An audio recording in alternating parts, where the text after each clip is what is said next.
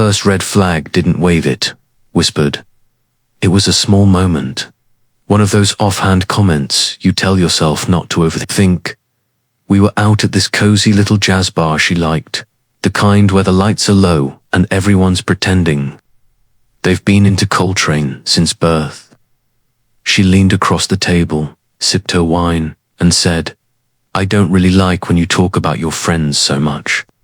It's like you're trying to impress me. I laughed, nervous, automatic. Thought maybe she was joking, but her eyes didn't move. That's the thing about instincts, they're quiet. They don't shout, they nudge. And that night, something inside me tilted, but I was already in deep. I liked her, a lot. She was magnetic, confident, clever, knew how to command a room without raising her voice.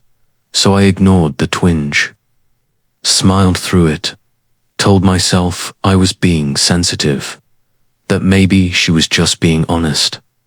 That's what love is, right? Being honest. Spoiler, no. That's what manipulation sounds like when it's wearing a nice coat and speaking softly, looking back. That moment was the beginning of something I couldn't name yet. It wasn't that she didn't care about my friends.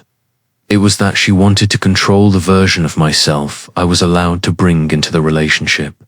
Only the parts that fit her idea of me. Anything else, too much.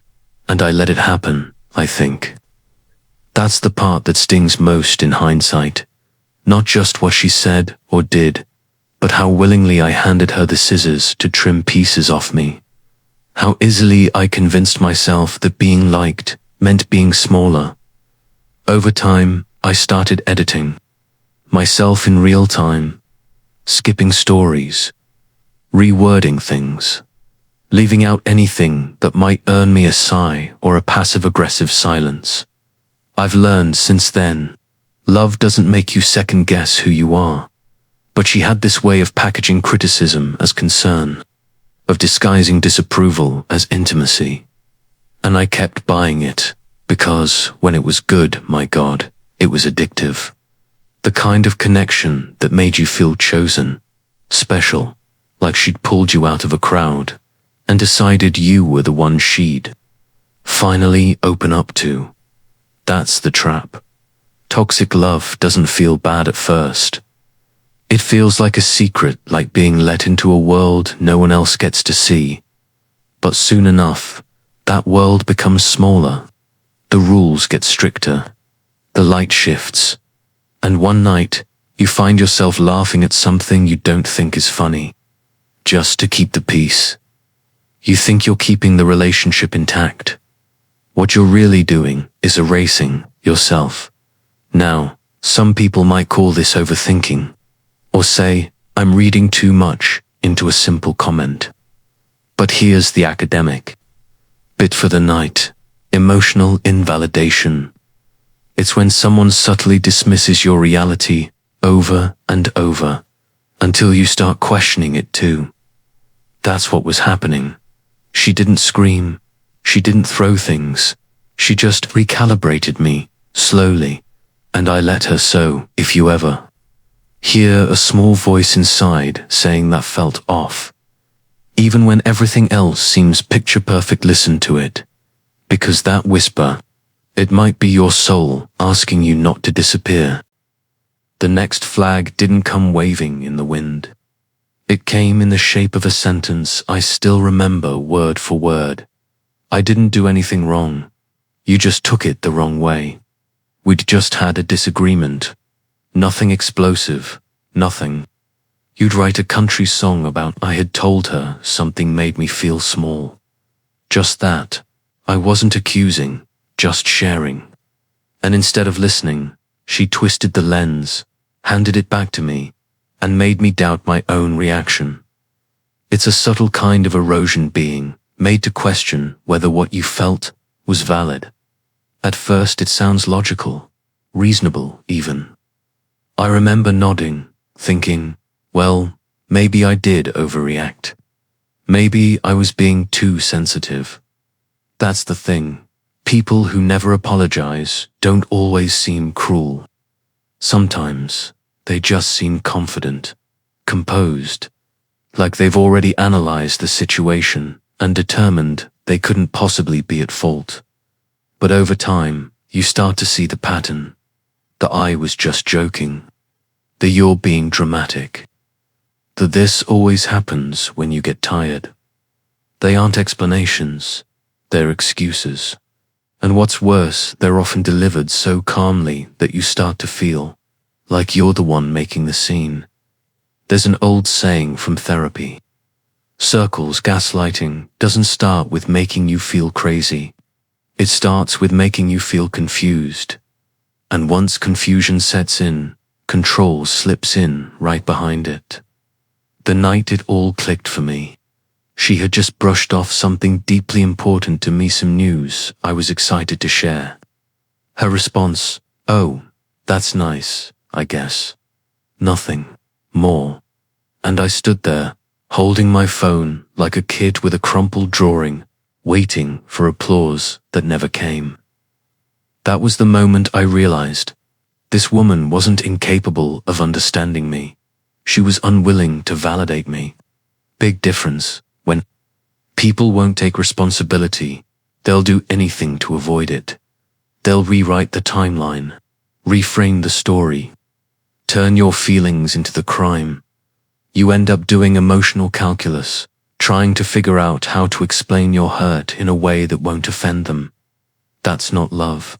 That's negotiation for basic respect.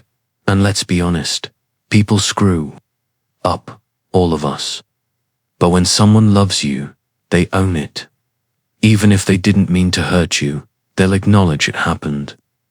They'll say, "I see how that landed. I'm sorry, she never did that." Instead, I got logic, technicalities, semantic games. She didn't raise her voice, but she always had to win.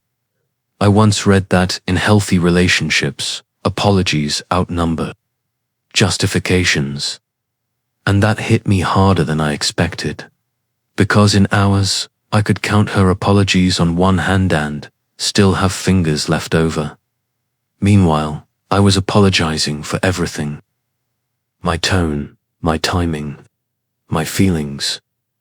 At one point, I even said sorry for making her feel bad after she'd hurt me. Yeah, let that one sink in. If you're constantly doing the emotional labor, if every argument ends with you doubting your perception, it's not miscommunication, it's manipulation. And eventually, you stop speaking up altogether. Not because you're healed, but because you're trained. That's when you know this isn't love, this is survival. It started small. She'd ask if I could change my shirt before dinner. "That color doesn't really suit you," she'd say with a sweet smile, already holding out another option. Then it became my hair, then how I spoke in public, then who I followed on Instagram, and before I knew it, I was second-guessing every decision I made, waiting for her unspoken approval. She never yelled. She didn't need to. She suggested. She nudged, and every time I complied. She looked just a little more satisfied, like the version of me she wanted was finally coming together. I've seen people talk about controlling partners in dramatic, term-stacking phones, explosive jealousy, emotional outbursts. But what I experienced was quieter, polished, dressed up as concern. "I just don't think she's a good influence on you. You're not really a whiskey guy, are you? Babe, don't say that in front of people, it makes you sound insecure." I used to roll my eyes at stuff like this in articles. I thought, come on.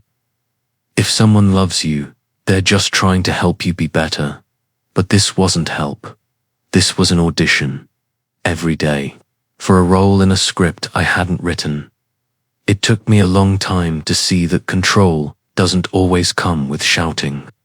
Sometimes, it shows up in compliments that feel like cages, in expectations that you were never part of setting, in a slow draining of your autonomy, all disguised as refinement.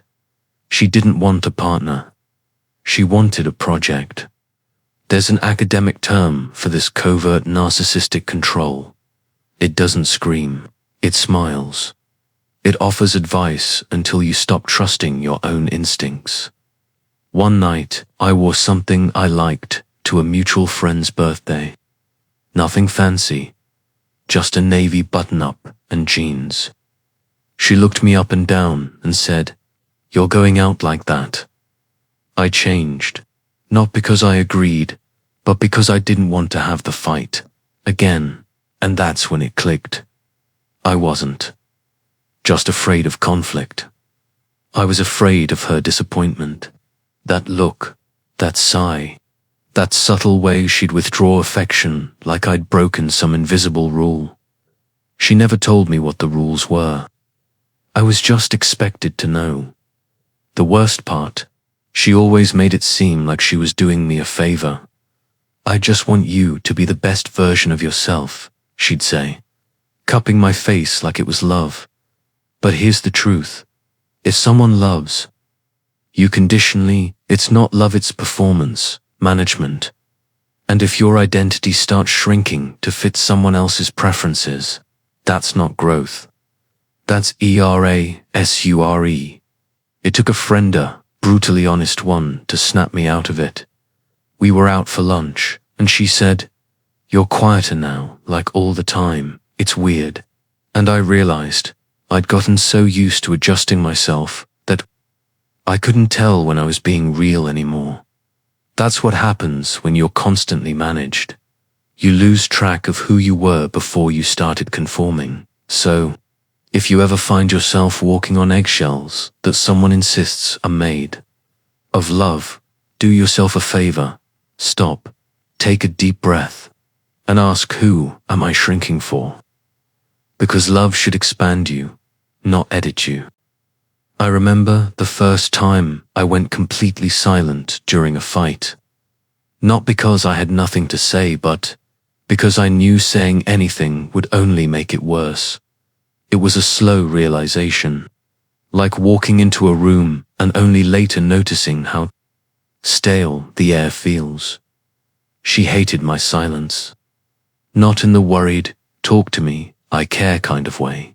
No, she saw it as defiance, as disrespect, as a personal attack. When I got quiet, she escalated. "Why are you shutting down on me again? God, you're so emotionally immature. Say something already. Don't just sit there like a coward." But the silence, that was me trying to protect what little peace I had left. We talk about red flags all the time, jealousy, anger, control. But rarely do we mention this one. When your calm is treated like a threat. I'm not a yeller, never have been. I like space to think. I process things inwardly before I speak. It's not avoidance, it's how I breathe when things get tense. But to her, any moment I didn't immediately engage was a betrayal. And so, she pushed, prodded, poked holes in the stillness until it turned into something ugly. Until I'd say something I didn't mean just to end the interrogation. And the worst part, she'd use those words against me later, like proof. "See, you admitted it. You said it yourself." It was a trap one she designed, and I kept walking into thinking next time would be different. It never was. There's something deeply unsettling about being punished for not reacting fast enough. It teaches you that silence isn't safety, it's ammunition. That any pause you take to collect your thoughts will be twisted into guilt. And over time, you learn to fill the silence. With apologies, with justifications, with whatever words you think might de-escalate the next storm. But none of it works. Because the problem isn't your silence, it's their discomfort with not being in control of the moment. That's the truth people don't like to hear. If someone treats your quiet like a threat, It's because they only feel safe when they're the loudest voice in the room. There's a term I once read, emotional coercion. It's when someone pressures or manipulates you into responding a certain way, just to make them feel better, not to resolve anything, just to regain control. That was her, over and over again. She needed reactions the way some people need reassurance. And when I didn't give her one, she'd create chaos just to get a response. It didn't matter if it was healthy. It just had to be loud. I'll never forget the time I told her, calmly, I need a minute. And she snapped, you always need a minute. That's why you're never enough. That line stuck to my ribs like smoke. Because in that moment, it wasn't about the fight. It was about her fear of not being heard so. She made sure I knew. My silence was unwelcome. But love shouldn't punish your pauses. It should honor them. If someone can't sit with your stillness, they'll never stand beside your storm. So if your silence starts to feel like a battleground, ask yourself, am I protecting my peace or just delaying my pain? Because you deserve someone who understands the language of quiet, not someone who sets fire to it. It was almost impressive, the way she could shift a room. We'd walk into a party, and within minutes, she was the center of it, all laughing just loud enough, making everyone feel seen, spinning stories like silk. People loved her. They'd pull me aside and say, you're lucky, or she's so amazing, man. And I'd smile, nod, pretend I hadn't flinched when her hand gripped my wrist a little too tight 5 minutes before we walked in. That was her magic trick. Public charm, private storms. It took me a while to see it. At first, I thought I was just being dramatic. I mean, how could someone so warm, so beloved by strangers, be the same person who'd leave the room mid-argument and come back pretending nothing happened? But behind closed doors, everything changed. The tone, the pace, the entire energy. She didn't scream or throw plates. She didn't need to. Her version of anger was colder, withdrawn affection. Weaponized silence, subtle digs at my character dressed as observations. You really don't know how to handle emotions, do you? Everyone thinks you're so confident, but I see through it. That one always hit hardest because part of me wanted to be seen. But not like that. Not in a way that turned vulnerability into ammunition. The worst part was how good she was at making me doubt the contrast. I'd say, you acted like everything was fine tonight, and she'd reply, it was fine. You're just sensitive. It became a cycle. We'd have a fight. She'd ice me out. Then we'd go out somewhere, and she'd be dazzling again like flipping a switch. And I'd sit there, sipping my drink, wondering which version of her was real. Answer, both. And that's the problem. Because you start to wonder if you're the problem. If the issue isn't her hot and cold behavior, but your inability to adapt to it. It took me a long time to realize this. When someone treats you like a prince in public and a ghost in private, that's not complexity. That's emotional manipulation. I remember reading a line in some random psychology article once. It said, charm is often the mask that cruelty wears before it's safe to take it off. I wish I hadn't nodded so hard when I read that.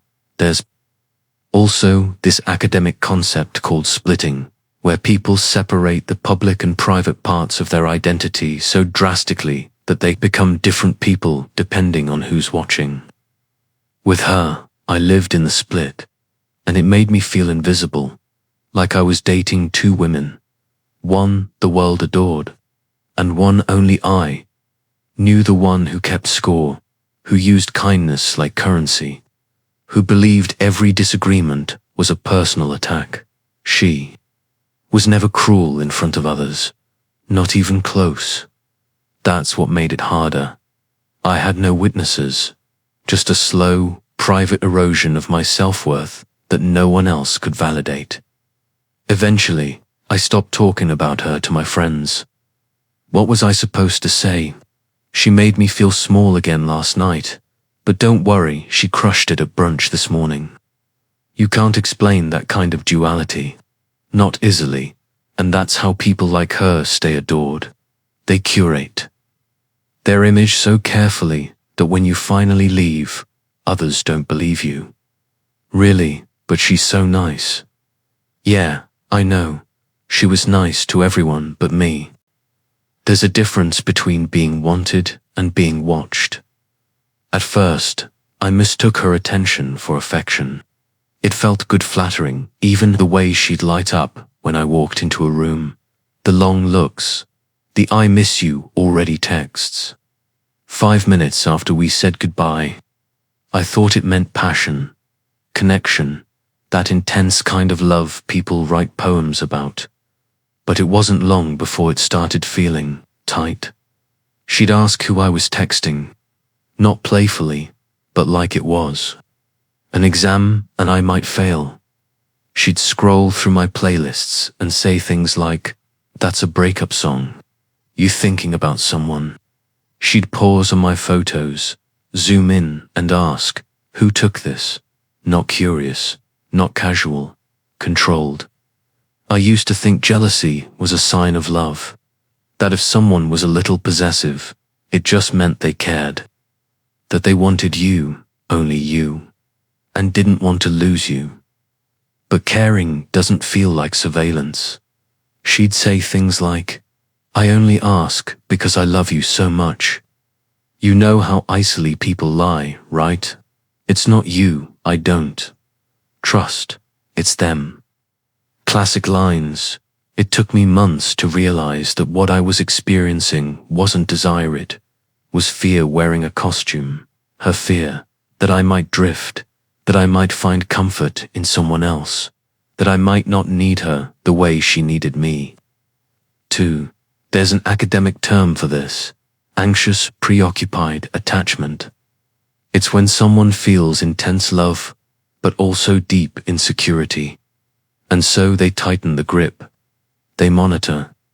They check in so often that you start to lose the ability to breathe freely. I remember the moment it hit me. We were walking back from a movie, and I mentioned I'd run into an old friend, someone she'd never met, completely harmless. I smiled as I told the story, the way you do when you're sharing something that made your day lighter. She stopped walking, looked at me and said, "Do you even remember I exist when you're with other people?" That's when I knew it wasn't about love anymore. It was about control. Not the big, scary, obvious kind. The subtle kind. The kind that creeps in like fog, slowly limiting where you go, who you talk to, how much you share. Until one day you realize you haven't had a real conversation with anyone but her in weeks. And the worst part, I started adjusting on my own. Not because she asked, but because I wanted to avoid the tension. I wouldn't mention certain names, would skip details, would say, "Oh, not much," when asked how my day was, just to keep things simple. That's how control works. When it's disguised as concern, it trains you to self-censor, to keep the peace, to shrink your world, so someone else doesn't feel small in theirs. But here's the thing. Love doesn't need to track your movements. It doesn't monitor your words like security footage. It trusts, even when it's scared. And when someone's love feels more like a spotlight than a campfire, it's time to ask, is this warmth? Or is it just heat that burns when you get too close? Because real love gives space. Anything else, that's just control in a pretty frame. The hardest part wasn't leaving. It was convincing myself that leaving wasn't failure. Because by the time I finally walked away, I had built my whole identity around the idea that I could make this work. That if I just loved her harder, listened better, compromised more maybe, then the good days would outnumber the bad ones again. They didn't, and deep down, I think I knew they wouldn't. But I stayed, out of habit, out of fear, out of that quiet shame that creeps in when you realize you're no longer in love, you're just attached. And attachments can be toxic too, especially the ones we confuse with purpose. The day I left wasn't cinematic. There were no tears, no dramatic speeches, no final straw that snapped and made everything clear. It was more like walking out of a fog, realizing I'd been breathing smoke for so long I'd forgotten what clean air tasted like. She didn't chase after me. She didn't beg me to stay. She just watched me go, like she was already rewriting the story in her head. That's when it hit me. I was never really the main character in her narrative. I was just playing a part, one that no longer served the script she was trying to write. And suddenly, I wasn't sad anymore. I was relieved, because for the first time in months, I didn't feel like I had to perform. I didn't have to monitor my tone, or my texts, or my breathing. I could just exist, quietly, fully, on my own terms. There's a particular grief that comes with leaving a relationship that looked perfect from the outside. Your friends don't understand. The photos don't lie. The chemistry was real, right? Yeah, it was real. But so was the damage, so was the exhaustion, so was the way I'd started to disappear in my own skin. We don't talk enough about the courage it takes to leave someone who hasn't technically done anything wrong, someone who didn't cheat, or hit, or scream, but who slowly, steadily, wore down your self-worth like water against stone. And yet, choosing yourself in the face of that, that's not weakness, that's wisdom. Here's the old age truth I've learned. Just because someone fits into your life doesn't mean they deserve a permanent place there. You can love someone deeply and still know they're not safe to build a future with. You can mourn what could have been and still be grateful it never became your forever. And you can walk away not because you stopped caring, but because you finally started caring about yourself. I thought leaving her meant I'd be alone. But what actually happened? I met myself again. Not all at once, not with fanfare, just quietly, in little rituals I'd given up, in playlists I could finally play without commentary, in silence that felt like home, not punishment, and in the mirror, where a version of me started looking back with something I hadn't seen in a long time. Peace. If you're in that place stuck between staying and saving yourself, let me tell you something no one told me. You're not breaking love by leaving it. You're choosing the kind of love that doesn't make you beg to be seen. And one day, you'll wake up and realize you didn't lose something. You reclaimed it. So here we are, the quiet end of something loud. If you saw yourself in any of this, please know, you're not crazy or broken or unlovable. You just got tangled in something that looked like love, but asked you to shrink. You deserve a connection that sees you, hears you, and lets you breathe. That doesn't monitor your silence or turn your softness into a threat.